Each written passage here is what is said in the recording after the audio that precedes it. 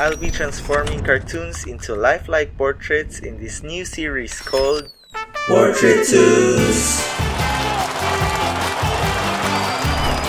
As a kid, I've always wondered how a cartoon would look like in real life. So, in this series, I will be choosing cartoon characters and transform them into human-like portraits. And for our first episode, I chose Aang, the Last Airbender. I will be using stock photos and separate the features that I'll be needing. In this piece, there will be a lot of warping and liquefying, so let's get started.